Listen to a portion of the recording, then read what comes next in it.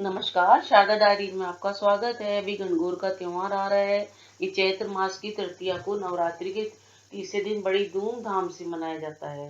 इस दिन लड़कियां व महिलाएं ईश्वर गणगौर की, जो कि शिव पार्वती का ही रूप है, पूजा करती हैं, कहानी सुनती हैं। आइए जानते हैं ईश्वर गणगौर की प्रमुख कहानी के बारे में। एक गांव में राजा ने अपने खेत में जौ चना की बुआई कराई। माली ने गांव में अपने खेत में जौ चना व दूब बोए। कुछ दिन में देखा तो राजा का जौ चना तो बढ़ता गया और माली की धूप घटती गई। माली को कुछ गड़बड़ लगी। एक दिन माली हरी भरी घास में वो कंबल ओढ़कर छुप गया। उसने क्या देखा, कुछ लड़कियां आई वो उसके खेत में से दूब तोड़कर ले जाने लगी। तो माली को गुस्सा आया।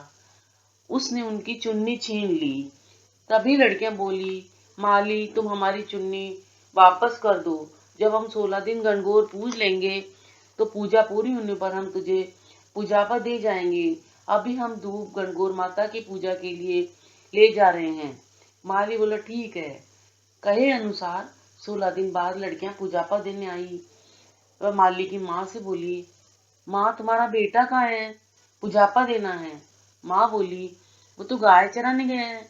तब लड़कियां बोली, पूजापा कहाँ रखे माँ। माँ ने कहा, ओबरी में रख दो। लड़कियों ने सारा पूजापे का सामान ओबरी में रख दिया और उसका दरवाजा बंद कर दिया। शाम को जब बेटा गाय चरा कर आया तो माँ से पूछा, माँ लड़कियां पूजापा लाई। माँ बोली, हाँ बेटा लाई थी।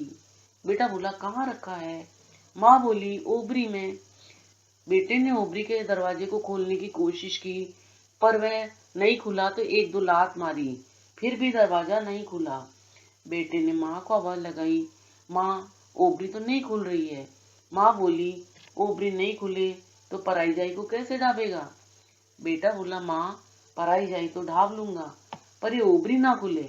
माँ ने अपनी आंख के कोर में से काजल निकाला, मांग में से सिंदूर निकाला, चिट्टी उंगली में नाखून से मेहंदी निकाली और कलश के पानी में इनको घोल कर छींटा दिया तो ओबरी खुल गई।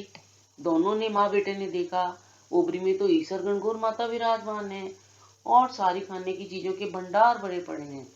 हे गणगौर माता, जैसे माली के बेटे पर मेहरबान हुई, उसे टूटी वैसे सबको टूटना। कहानी कहने वाले को, सुनने वाले को, सारे परिवार वालों को जय गणगौर माता की जय। गणेश जी की कहानी। एक बार गणेश जी एक लड़के का वेश धारण कर नगर में घूमने निकले। गणेश जी ने अपने हाथ में चुटकी भर चावल और चुल्लू भर दूध ले लिया। नगर में जो भी मिलता उसे गणेश जी खीर बनाने का आग्रह करते। बोलते, मेरी खीर बना दो, मेरी खीर, इसकी खीर बना दो। लोग सुनकर हंसते, बोलते, इतने से चावल की कोई खीर बनती है। बहुत समय तक घूमते रहे, बाद में भी कोई खीर बनाने को तैयार नहीं हुआ। बोलते बोलते जब वो थक गए तो एक बढ़िया माई उनसे बोली, बेटा मेरे साथ चल, मैं तेरे को खीर बनाकर खिलाऊंगी। गणेश जी उसके साथ चले गए। बूढ़ी माई ने उनसे चावल व दूध लेकर एक बर्तन में उबलने के लिए चढ़ा दिया। दूध जैसे ही गर्म होकर उबला तो बर्तन के बाहर आने लगा, बर्तन छोटा पड़ने लगा।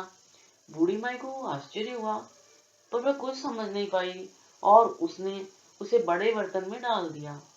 दूसरा बर्तन भी पूरा भर गया और खीर बढ़ती ही जा रही थी। जब खीर बनी तो बहुत ही मीठी व अच्छी अच्छी खुशबू आ रही थी। इससे बूढ़ी माई का मन भी खीर खाने को हो गया। तो उसने एक कटोरे में खीर निकाली, ठंडी करी, वह दरवाजे के पीछे बैठकर बोली, ले गणेश तू भी खा ले, मैं भी खाऊं। और खीर खा ली। थोड़ी देर बाद बूढ़ी माई ने बाहर बैठे गणेश को आवाज लगाई, आ बेटे तेरी खीर तैयार हो गई है, आ खा ले। गणेश जी बोले, माई तेरी बहू ने मुझे भोग लगा दिया, मेरा पेट तो भर गया, खीर तू गांव वालों को खिला दे। बूढ़ी माई ने गांव वालों को निमंत्रण दिया तो सब गांव वाले हंसने लगे। माँ के पास खुद तो खाने को कुछ नहीं है तो गांव वालों को कैसे खीर खिलाएगी। फिर भी सब लोग आए। बूढ़ी माई ने सबको भरपेट खीर खिलाई। सभी बोले, ऐसी स्वादिष्ट खीर तो हमने पहले आज तक नहीं खाई है। सभी ने तृप्त होकर खूब खीर खाई। फिर भी खीर खत्म नहीं हुई, भंडार भरा ही रहा। हे गणेश जी भगवान, जैसे खीर का भगोना भरा रहा है, वैसे ही हमारे घर का भंडार भी सदा भरे रखना। गणेश जी भगवान की जय हो।